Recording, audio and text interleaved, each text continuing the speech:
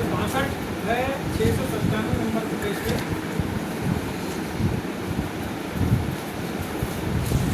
उसका 9 और 10 पढ़िए। सचमुच नीच लोग तो अस्थायी और बड़े लोग मिथ्या ही है। दौड़ में वे हल्के निकलते हैं, वे सब के सब सांस से भी हल्के हैं। अंधेर करने पर भरोसा मत रखो और लूटपाट करने पर मत भूलो। चाहे धन संपत्ति बढ़े तो भी उस पर मन न लगाना। यहाँ लिखा है जय। यहाँ लिखा सचमुच नीच लोग तो अस्थायी। नीच लोग तो नीच लोग कैसे? नीच लोग तो समझ में आ गई बात? ये भैया मैं नहीं बोल रहा हूँ, बाइबल में लिखा है, वचन बोल रहा है। बोल नीच लोग। नीच का मतलब निम्न स्तर की। जात की बात नहीं कर रहा है। पहले सुनना मेरी बात, इसको भी समझना। भारत के अंदर में नीच बोलने से कई लोग सोचते हैं कि जाति की बात कर रहे हैं। यहाँ जातवाद की बात नहीं कर रहे, यहाँ धर्म की भी बात नहीं कर रहे। कौन सा धर्म ऊंचा है, कौन सा नीचा, इसकी बात नहीं कर रहे। यहाँ आदमी के कैरेक्टर की बात कर रहे। किसके कैरेक्टर की? आदमी की कैरेक्टर। आदमी का कैरेक्टर। नीच का मतलब क्या? कोई गाली थोड़ी है। गाली है नीच है, कोई गाली? निम्न। गाली सर, गाली नहीं, लेकिन इसको गाली के रूप में समझने लगे लोग, क्योंकि लोगों ने इतना खराब समझे कई लोगों को कि आज इसको गाली के रूप में समझ, तो बहुत नीच है। कोई बोल देता ऐसा, कितनी लड़ाई हो जाती है, लटमोंगा निकाल के मारते हैं किसी को, मारते क्यों? मतलब नीच वाला सुनते। नीच का मतलब भारत के अंदर बहुत बड़ी गाली। किसी को बहुत निकृष्ट समझना, यानी इतना गिरा हुआ आदमी कि उससे ज्यादा घटिया और फटलाट कोई नहीं होता। रत्ती भी एक बार बिक जाती है, नहीं समझ रहा? रत्ती भी एक बार बिक जाती है, लेकिन जो नीच, निकृष्ट, जिससे बदबू आए, वो है नीच।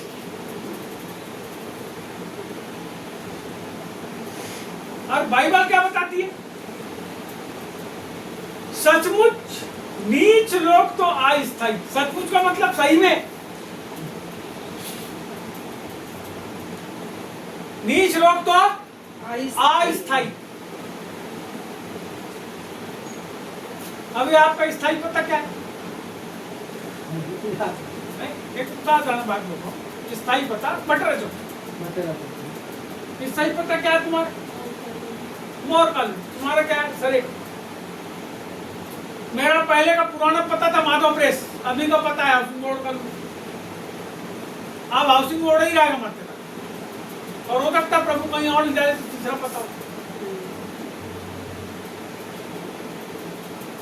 लेकिन जहां पर एक व्यक्ति ऊंच और नीच, जब नीच आ गया तो फिर ऊंच भी आएगा और फिर मध्यम भी आएगा।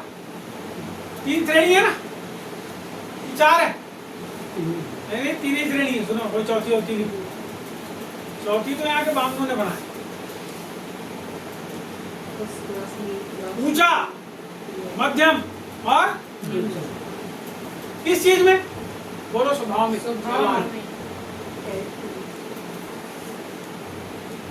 स्वभाव कैसा है आपका, ये बात तय करती है कि आप ऊंच हो या नीच हो। कई बार जब हम लोगों के साथ रहते हैं, बहुत से लोगों के साथ रहते हैं, बहुत से मित्रों, नए मित्र बना लेते हैं, बहुत सारे लोग हमारे आसपास जमा हो जाते हैं। परमेश्वर के अनुग्रह से होता है। जब हम छोटे भी रहते हैं, बच्चे रहते हैं, धीरे धीरे जब बड़े होते हैं तो हमारे बहुत से दोस्त बन जाते हैं। तो उसमें से बहुत लोग, कई लोग जो रहते हैं बहुत नीचे रहते हैं। हम लोग ऐसा बोलते हैं कई लोग को, अरे बहुत ही नीचे उसके साथ रहने से कोई फायदा। क्या है नीच? ये ऐसी मानसिकता का आदमी जिसके साथ यदि आप रहते हो तो आपका केवल नुकसान करता है, आपका केवल दुष्प्रचार करता है, आपके साथ केवल छल करता है। नीच आदमी की पहचान क्या है? नीच आदमी की पहचान है छल करने वाला, आपके साथ रहेगा, आपकी थाली में खाएगा, लेकिन आपका कहां पे आपके लिए गड्ढा खोद कर रखेगा वो नहीं पता, आपको ले जाकर ढकल। तो ऐसा नहीं है कि कोई आदमी ने अपनी जिंदगी में ऐसे आदमी को देखा नहीं होगा। हर व्यक्ति के पास चाहे छोटा नीच मिला हो चाहे बड़ा नीच मिला होगा जिंदगी के अंदर कोई ना कोई। और बाइबल ऐसे आदमी को बोलती है सचमुच नीच लोग तो अस्थाई और बड़े लोग मिथ्या ही होते हैं। बोलो बड़े लोग। नीच लोग तो अस्थाई और बड़े लोग, बड़े किसको बोल रहा है? तो बड़े किसको बोल रहा है?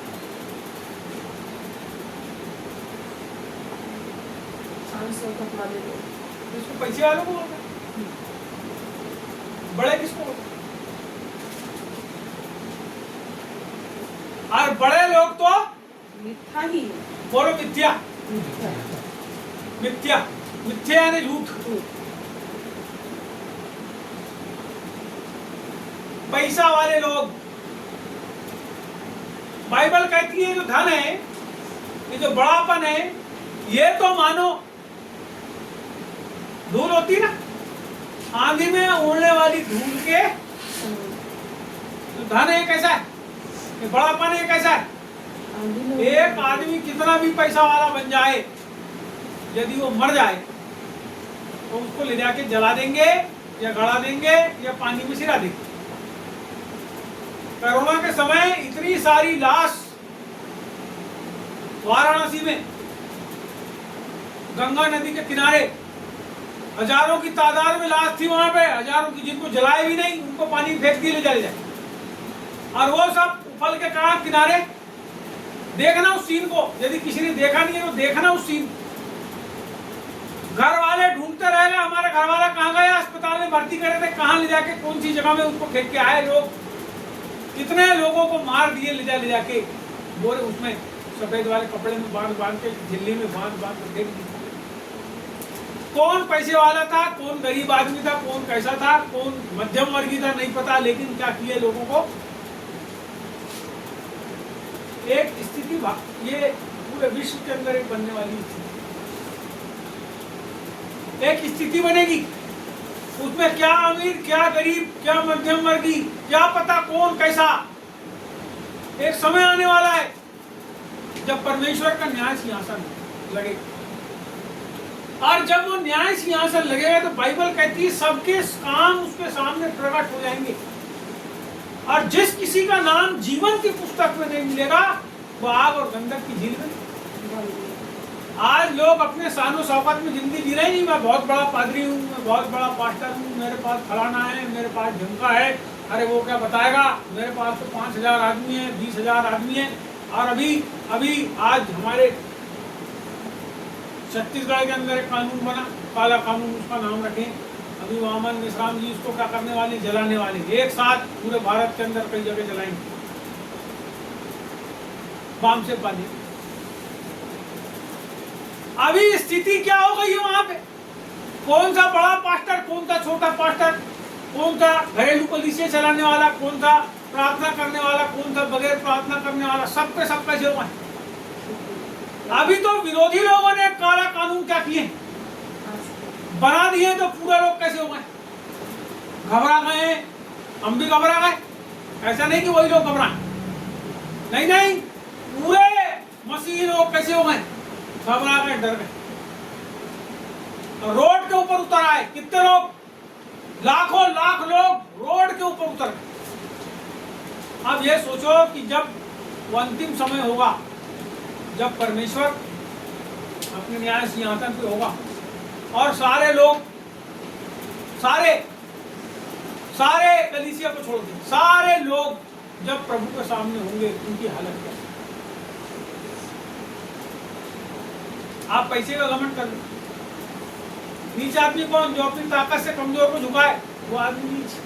कितने लोग हैं जो अपनी ताकत से, अपनी चतुराई से, अपनी बुद्धिमानी से लोगों का क्या कर रहे हैं, दमन कर रहे हैं।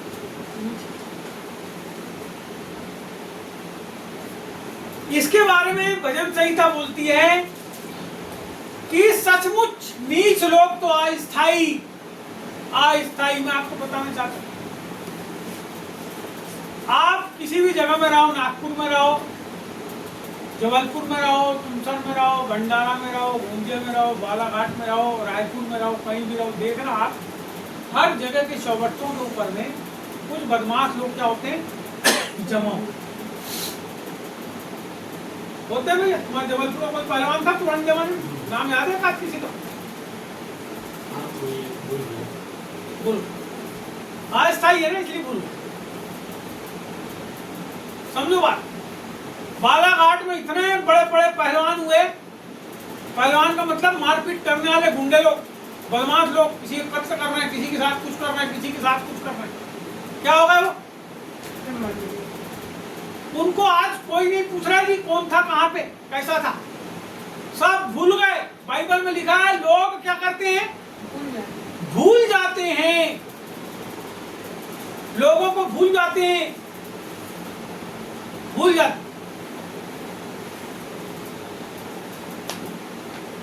आपके पापा का नाम क्या था भाई? मेरे पापा का नाम सुरेंद्र सैमसन। उनके पिताजी का नाम? सैमसन। उनके पिताजी का नाम? नहीं मालूम। आप अपने घर वालों को भूल गए।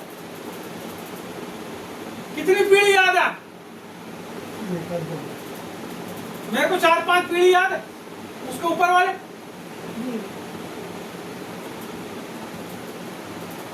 समझ रहे? हम अपने खानदान के लोगों को याद नहीं रखें। यहां लिखा नीच लोग अस्थाई,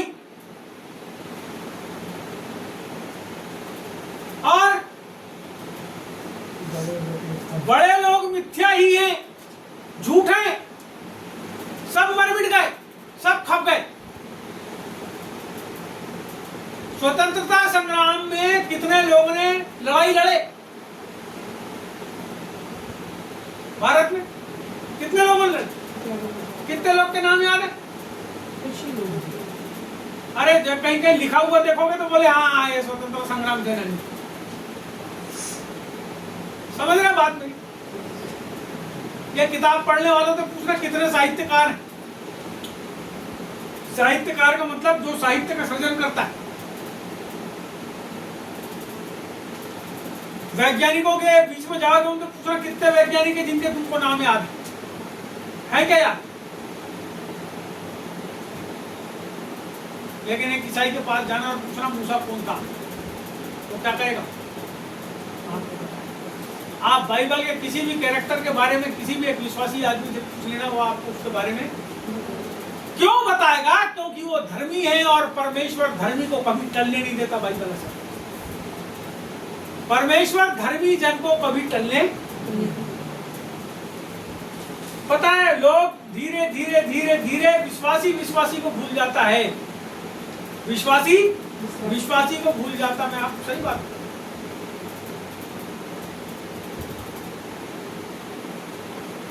आमोस सिंह जी का नाम सुने, लेकिन किस महिला ने उनके ऊपर हाथ रखी थी जिसके द्वारा उनने पवित्र आत्मा का बपतिस्मा पाए थे? उस महिला का नाम मालूम?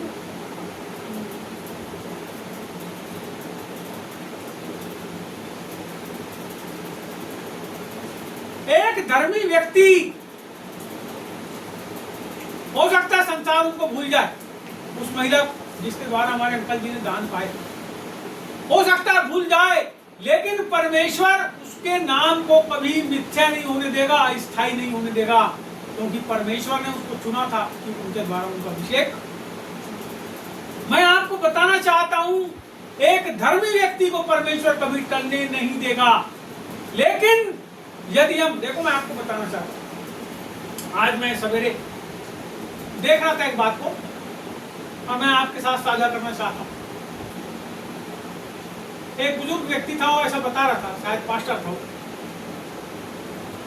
बोले आपने आज तक चर्च के अंदर लोग आते, तो आपने आज तक कोई ऐसा आदमी देखे हो, आपने आज तक कोई ऐसा आदमी देखे हो जो चर्च छोड़ के गया हो और उसने उस चर्च की बुराई नहीं की? मेरी बात समझ रहे आप? यदि हम किसी चर्च को छोड़ के हटते हैं तो हम क्या करते हैं? उससे बुराई करते हैं। लेकिन कोई आदमी ऐसा मिला क्या आज तक जो आदमी यह बोलता हो कि मैं बहुत नीच आदमी था इसलिए मैंने जगह को छोड़ दिया, मैं बहुत दुष्ट था, मेरी उनसे बनती नहीं थी इसलिए मैंने छोड़ा?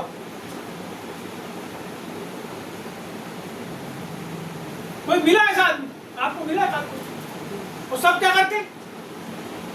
बुराई करते हैं। किसकी? पास्टर की, कलीसिया की, विश्वासी की। और अपने आप को धर्मी बताते हैं और 500 आदमी को अधर्मी बताते हैं। यानी एक धर्मी आदमी 500 आदमी को क्या कर रहा है? अधर्मी। कौन है वो? सोचो आप। बोले नहीं हमारे पास्टर ने हमको आगे नहीं बढ़ाया।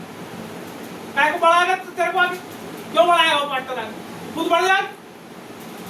तेरे अंदर पढ़ने का जज्बा है तो बढ़ना आगे, कौन रोक रहा है? नहीं बोला मेरे को बच्चे पैदा करने नहीं देता, जा अपनी औरत को लेके अलग दूसरे घर में रह, इतने ही बच्चे पैदा कर, उसको पाल पोस बड़ा कर। कौन रोक रहा है? रोकता है कोई? कोई नहीं रोकता। कोई पास्टर किसी की सेवा को बाधित नहीं करता, कोई आदमी किसी को खराब नहीं कहता जब तक कि कोई आदमी गड़बड़। क्यों एक आदमी की 500 आदमी से नहीं बनती? यहाँ पे जीवन और अपने चरित्र को सुधारने की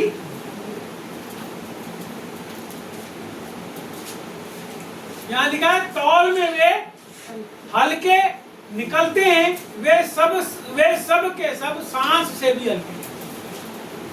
सांस का वजन है बेटा, कितना वजन? सर कभी तौले हो सांस? एक फीचर पर नहीं। अब आप इतना थूकोगे तो थूका फूलता क्या उससे? सांस को छोड़ते हो ना आप, हेलो, सांस छूटते, उसको फूलाने के लिए क्या करना पड़ता है बेटा? ताकत लगाना पड़ता है। जब ताकत है वो भैया जमाई के खूब सारी सांस इनने अपने अंदर निकाल दी और खूब सारी जी के, लेकिन जो सांस चलती है, सांस जमाई को लेना भी थोड़ी ज्यादा सांस लेना, जो सांस आपकी चल रही सांस चल रही थी, वो सांस पता ही नहीं चलती कब हम ले रहे हैं और कब छोड़ रहे हैं। जब ध्यान देंगे तब समझ आएगा बहुत धीरे से लेना, बहुत धीरे से छोड़ रहा है। वो सांस से भी हल्के हैं बोल रहा हूं। कोई मूल्य नहीं, कोई वजन नहीं, कोई उनकी काबिलियत नहीं। क्यों? उसका कारण है। क्यों उनकी काबिलियत नहीं? क्यों उनके अंदर कोई ऐसी गट्स नहीं? क्यों वो हाथ से भी है? क्योंकि वो अपनी उस घमंड को और निष्ठा को छोड़ना नहीं चाहते। और परमेश्वर क्या चाहता है? गाना गाते हैं ना हम लोग, तन मन धन उसे दो, तन मन और धन उसे दो, अपने यीशु को सब कुछ दो, क्योंकि उसी के द्वारा उद्धार पाना है, जीती आत्मा का दान उसे दो। गाना गाने में थोड़ा दिक्कत है, बराबर नहीं गा पाए, लेकिन ये गाने का सार क्या है? अपना तन भी दे दो, मन भी दे दो, धन भी दे दो, जीती आत्मा का दान भी उसको दे दो, क्योंकि उसके द्वारा उद्धार। अब मैं पूछना चाहता हूँ लोगों से, सुनने वालों से, अपने आप से भी, हमने तन दे दिए प्रभु को? दिए तन? मन दिए? दिए। और धन? और जीती आत्मा का दान? देखो मैटर यही है, भजन संहिता में तो लिखा है, मैटर यही है।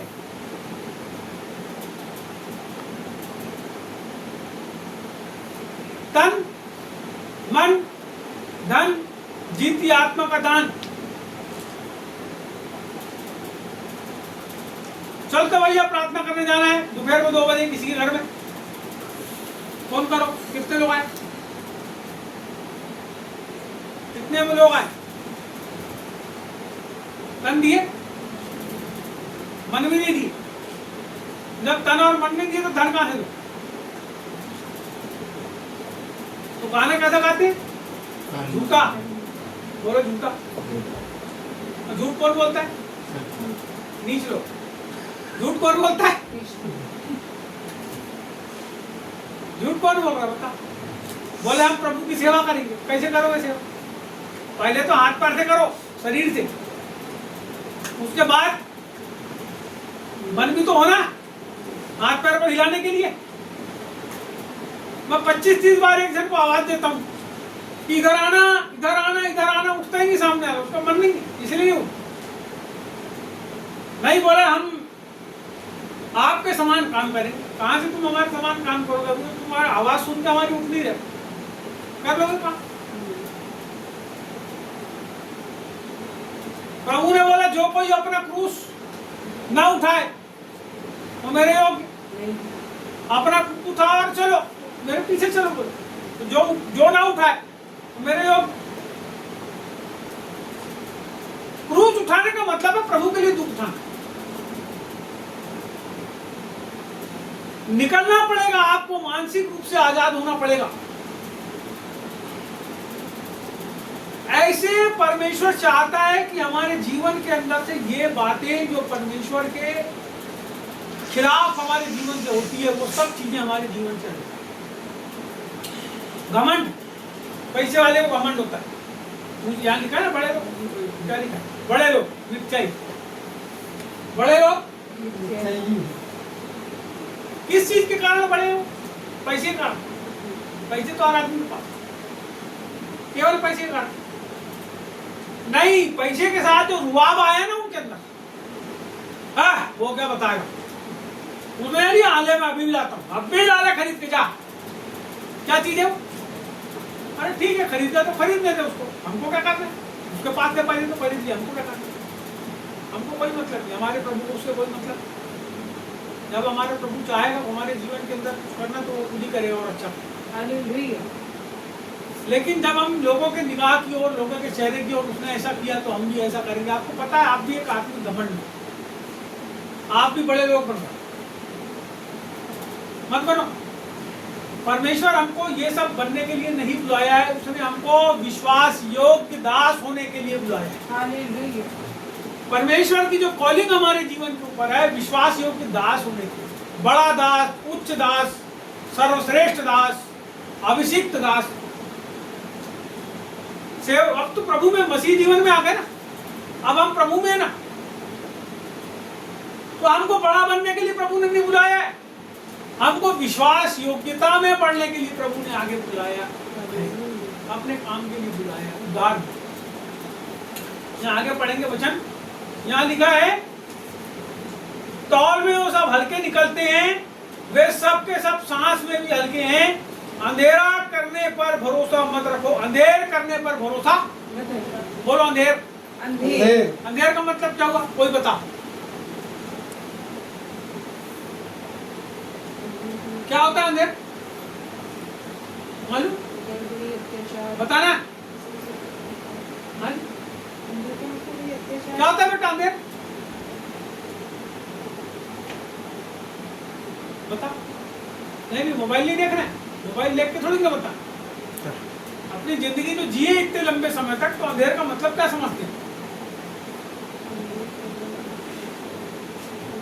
बोलो, उजाला है कहीं, उसको अंधकार में कर देना, वो होता है अंधेर। कोई आदमी अच्छा खुशहाली का जीवन जी रहा है, तुम जाके क्या करो? उसको डिस्टर्ब कर दो।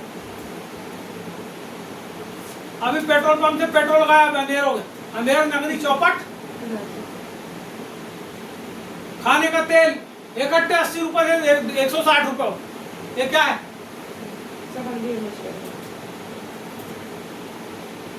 अभी भैया देना जरा 500 रुपए, भैया ने 500 दिया, उसको पैसे ही वापस नहीं कर रहे, क्या है?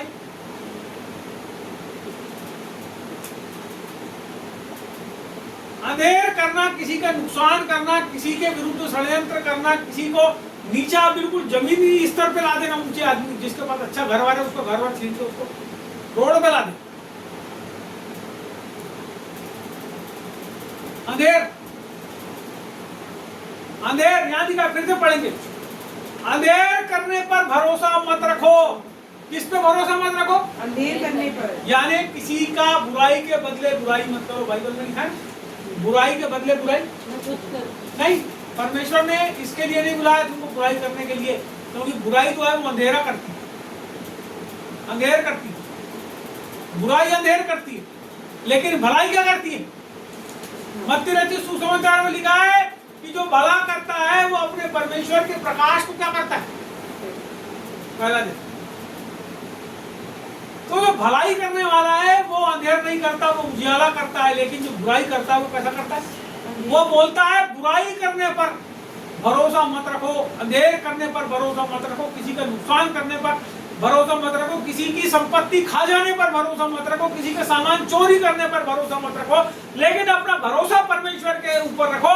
यदि आप परमेश्वर के ऊपर भरोसा रखते हो तो बाइबल कहती है एलिया के समान तो कौवे उसको मांस लाके देते थे, उसी प्रकार तुम्हारे लिए भी परमेश्वर बंदोबस्त करेंगे। हालेलुया। ये केवल तब संभव है जब आपका भरोसा परमेश्वर, जब आप अपनी चालाकी से, अपनी चुस्ती से, अपने मन की सोच के अनुसार, अपने आसपास के गंदे लोगों के साथ जिस माहौल में रहते हैं उस माहौल के अनुसार होते हो, तब आपके जीवन के अंदर ऐसी परिस्थिति बनती है कि आप अंधेर सहने वाले भी हो जाते हैं और अंधेर करने वाले भी। आपको निकलना पड़ेगा इस परिस्थिति से। आज का संदेश मैं आपको बता रहा हूँ, परमेश्वर हम लोगों के जीवन के ऊपर उजियाले को करने वाला परमेश्वर है, हमको अंधेरे में रखने वाला नहीं। हमारे जीवन के अंदर जो परमेश्वर है वो उच्च, देखो अभी आपने थोड़ी देर पहले भजन संहिता कौन सा पढ़े? 20 पढ़े ना, उसका एक पढ़ आप पढ़ लो पहले, उसका 20 का एक पढ़ो। संकट के दिन यहोवा तेरी सुन ले, हाँ, याकूब के परमेश्वर का नाम तुझे ऊंचे स्थान पर वो क्या लिखा वहाँ पे? तुझे ऊंचे स्थान पर नियुक्त करे। ऊंचा बोला कि नीचा बोला? ऊंचा। कैसे स्थान पर ले जाएगा परमेश्वर? ऊंचे स्थान पर। और यहाँ पे बता रहा है कि नीच लोग कैसे होते? अस्थायी। अस्थायी, सचमुच में अस्थायी है। लेकिन परमेश्वर जब आपको ऊंचे पे ले जाएगा तो स्थिर करेगा, बोलो स्थिर करेगा, स्थिर करेगा। हालेलुया।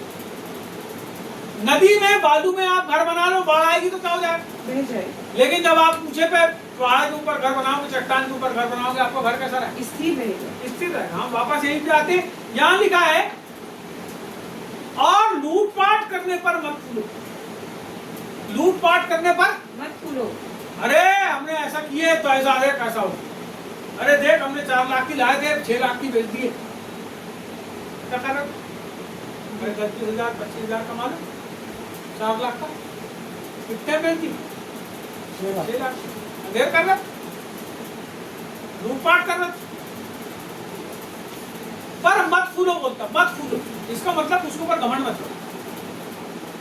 यदि तुम बिजनेस कर रहे हो, कोई चीज बेच रहे हो, कोई खरीद फरोख्त कर रहे हो, किराना दुकान चला रहे हो, किताब बेच रहे हो, बाइबल बेच रहे हो, कोई दिक्कत नहीं है, फूलो मत बोलता।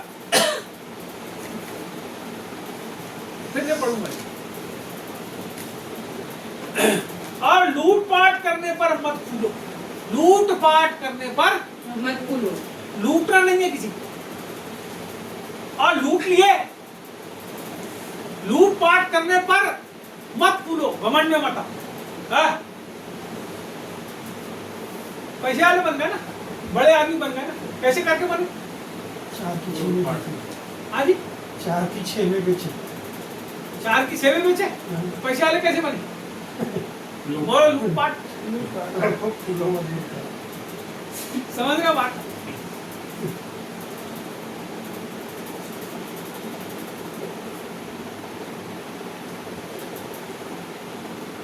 लूटपाट करने पर मत फूलो। अब तुमने कमा लिए, अब गर्रा रहे हो, पैसे आ गए तुम्हारे पास 2 लाख रुपए ज्यादा, क्या कर रहे हो? गर्रा रहे हो, लोगों को दिखा रहे हो। बेच दो कलीसिया के लोगों को सब, दूसरे संस्थान। परमेश्वर जो है वो न्यायी है, हर चीज का हिसाब, हर चीज का। मैं भी यदि गलत काम कर रहा हूँ तो परमेश्वर मेरा भी हिसाब, हर चीज का हिसाब है जी परमेश्वर।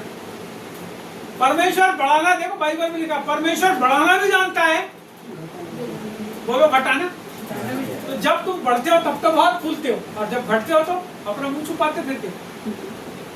तब तो दिलेरी से नहीं आता है भैया मेरा घाटा हो गया, घाटा हो गया, घाटा हो गया, कोई बात नहीं, प्रभु उसको और अच्छा करेगा, ऐसा कोई नहीं बोलते, खुश हो।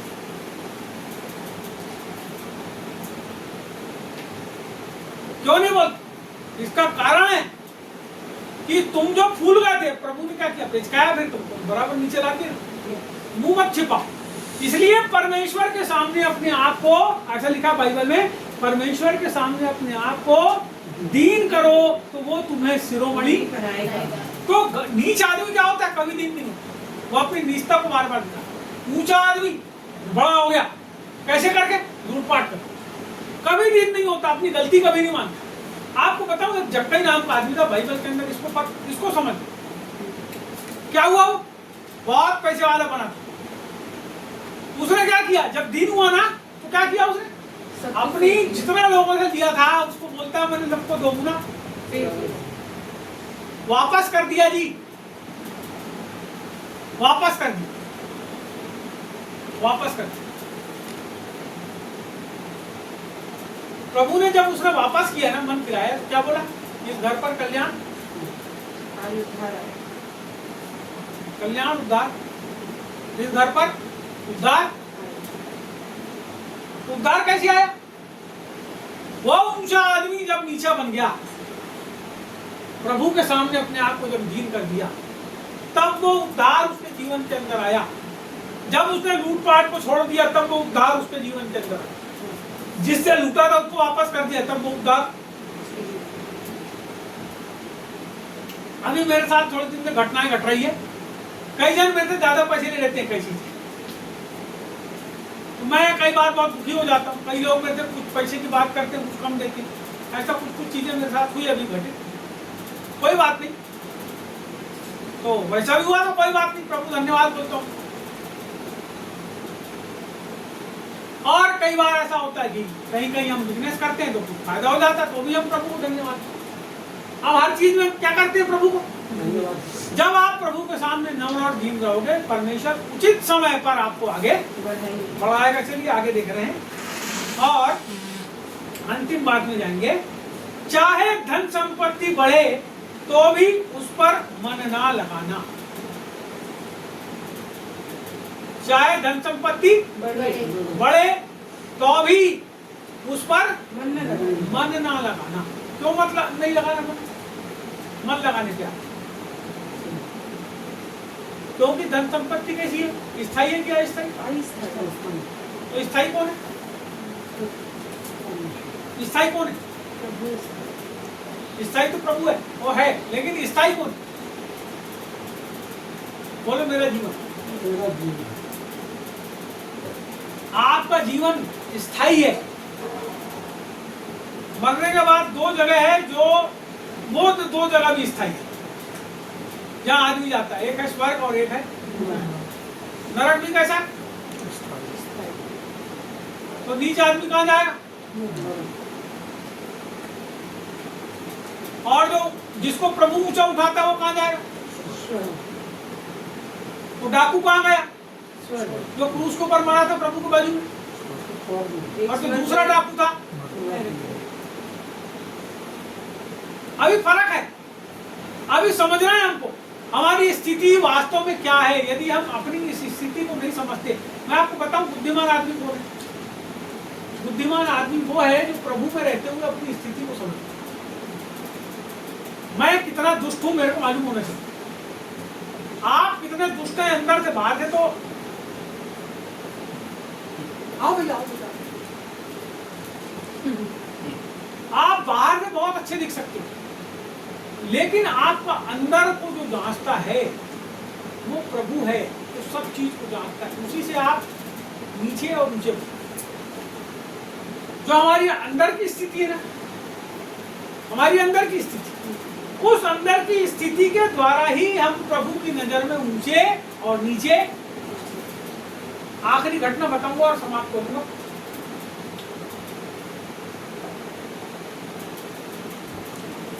पांच में लिखा है, इसी के 5 में, हे मेरे मन परमेश्वर के सामने चुपचाप रहे, क्योंकि मेरी आशा उसी से है। इसी को और एक बार पढ़ लेंगे। हे लोगों, हर समय उस पर भरोसा रखो, उससे अपने मन की बातें खोलकर प्रभु। 3 जगह हमने मन पढ़े इस अध्याय के अंदर। पहली जगह मन क्या लिखा है?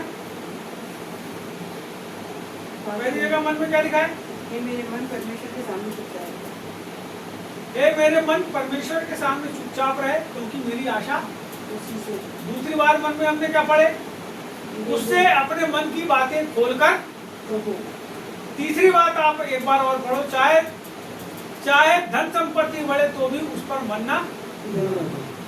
परमेश्वर ने एक बार कहा है और 2 बार मैंने सुना है कि सामर्थ परमेश्वर का है। और हे प्रभु करुणा भी तेरी है क्योंकि तू एक जन को उसके काम के अनुसार फल देता है। क्या करता है प्रभु? काम के अनुसार, काम के अनुसार फल देता है। खत्म नहीं कर रहा हूँ यहाँ पे, अभी सीता लगा के रखो। काम के अनुसार फल देता है। बाइबल का एक दृष्टांत है। 2 लोग प्रभु के मंदिर के अंदर आए। 2 लोग, एक आदमी सामने गया, ऐसा मुझे अपने सिर को उठाया, प्रभु की ओर देखा और प्रभु से अंदर जाके बातचीत किया कि प्रभु मैं तो बहुत धर्मी आदमी हूँ। ये तो दूसरा आदमी आया है ना, महसूल लेने वाला पापी नीच दुष्ट है, बहुत खराब आदमी, मैं इसके समान नहीं। 1 नंबर आदमी हूँ प्रभु, देख साफ सुथरे कपड़े पहना हूँ, 1 नंबर पैसा कौड़ी धन बहुत अच्छा आदमी हूँ प्रभु, मैं इसके समान नहीं। अपने आप को क्या किया उसने? सर्वश्रेष्ठ। फिर लिखा है कि जो बाहर खड़ा था उसने मंदिर की ओर दृष्टि भी नहीं करना चाहा। मेरी बात को सुनना, उसने मंदिर की ओर दृष्टि भी नहीं किया। उसने प्रभु के मंदिर ऐसा करके, वो आदमी तो ऐसा लगा था सीने मान, ये वाला आदमी कहाँ था? उसने प्रभु के सामने बोला, हे प्रभु मैं अच्छा आदमी नहीं हूँ, मैं महसूल लेने वाला हूँ प्रभु, मैं अच्छा आदमी नहीं हूँ प्रभु, मैं बहुत से लोगों को कई बार परेशान किया, सताया प्रभु, मैं अच्छा आदमी नहीं हूँ प्रभु, मेरे कुछ ना।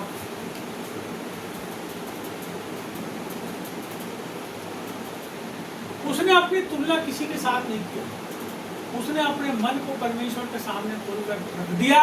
और यीशु मसीह कहते हैं कि इन दोनों में से परमेश्वर ने किसकी प्रार्थना को सुनी? परमेश्वर की दृष्टि में कौन धर्मी ठहराया? वो जो मंदिर की ओर दृष्टि को भी नहीं किया और जिसने अपने मन की बातों को, अपने मन की जितनी भी बातें थी जो उसने किया लोगों के साथ। आज ऐसे ही लोगों की आवश्यकता है जो अपनी सारी नीचता, अपने सारे बड़प्पन, अपने सारे अंधेरे के कामों को, सब चीजों को छोड़कर परमेश्वर के शरणों के निकट आ जाएं। हर गलती निकालने वाले को, जो चर्च के अंदर गलती निकालता है और चर्च में नहीं जाता प्रार्थना करने, हर उस आदमी को आज छोड़कर प्रभु के सामने आकर ये बात को बोलना चाहिए कि परमेश्वर, मैं भी कहता हूँ परमेश्वर मैं अच्छा आदमी, मैं बहुत सी बातों को अपने मन के अंदर खराब सोचूं, प्रभु तू मेरे को समझ। मैं आपसे बोलना चाहता हूँ आज ऐसे लोगों की आवश्यकता है जो परमेश्वर के सामने अपने आप को लाके पानी के समान फेंक दे उसके चरणों के निकट कि प्रभु ये मेरा जीवन है, अब तू मेरे जीवन के अंदर। जब एक व्यक्ति ऐसा करने लगता है, परमेश्वर के मन के अनुसार अपने जीवन को जीने लगता है, बाइबल कहती है उस व्यक्ति के जीवन में, उसके परिवार में परमेश्वर को, और जो निरंतर अपने आप को प्रभु के सामने नम्र और दीन बना के रखता है, निरंतर उद्धार उसके जीवन के ऊपर काम करता है, उसके परिवार के लिए।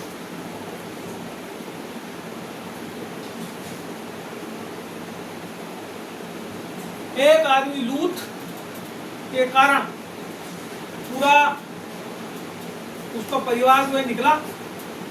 एक आदमी, प्रभु ने कहा था एक आदमी भी होगा वहां पे धर्मी, मैं उस नगर को नाश, लेकिन परमेश्वर ने उस नगर को नाश कर दिया। आपको पता है वहां एक आदमी धर्मी था, कौन था? एक ही था, लूत, और परमेश्वर ने फिर भी नाश कर दिया नगर। मेरी बात को सुनना, प्रभु ने बोला था मैं नाश नहीं करूंगा। पढ़ लेना आप निकाल के अपनी अपनी बाइबल के अंदर, यदि मैं गलत बोल रहा हूं तो इतने लोग हैं, कमेंट भी करना। परमेश्वर ने उसको निकाला नगर से बाहर, मेरी बात सुनो, और जब निकाला तो उसकी औरत भी साथ में, उसके दो टुरिया थी, वो भी उसके साथ, बच्चे भी उसके साथ भाग रहे हैं, तब बोले पीछे मत देखना, मेरी तरफ देखो। सरदूत था ना सामने, मैं जिधर भाग रहा हूं मेरे को देखो और दौड़ो, बोले मेरे पीछे। वो दौड़े, जब दौड़े तो ऊपर से आग गिरी, नगर के बाहर होगा, बोलो पहले निकाला ना। परमेश्वर एक ही धर्मी को बचाता है, बाकी सब मर जाते हैं, मेरी बात को ध्यान रखना। उसको निकाल लिया उसने, लेकिन नगर को भी नाश कर दिया। प्रभु है वो, उसने धर्मी को निकाल लिया वहां से बाहर। जब वो धर्मी बाहर निकला, मेरी बात सुनना, मैं प्रभु ने गलत नहीं बोला, मैं ये भी नहीं बोल रहा हूँ चालबाजी। प्रभु ने पहले वो धर्मी को नगर से बाहर निकाला। जब उस नगर में जब एक भी धर्मी नहीं बचा था, वो नगर नाश कर दिया। मेरी बात समझ में आ रही तुम? जब कलीसिया यहाँ से उठा ली जाएगी, उसके बाद ही महाप्रलय चालू होगा धरती के ऊपर, क्योंकि धर्मी उठा लिए जाएंगे। और धर्मी बनने के लिए यीशु मसीह के सामने अपनी पूरी गंदी अवस्थाओं को खोल के रखना। यदि आप अभी भी देखो, प्रकाशित वाक्य की किताब में मैं अभी आपको ले जा सकता हूँ अंतिम अध्याय, वहां लिखा जो मलिन है वो मलिन बना रहा है, और जो धर्मी है वो धर्मी बना रहा है, जो पापी हो पापी बना रहा है, जो धर्मी हो धर्मी बना रहा है। मैं आपसे बताना चाहता हूँ, जो जैसा होगा वैसा फल पालेगा।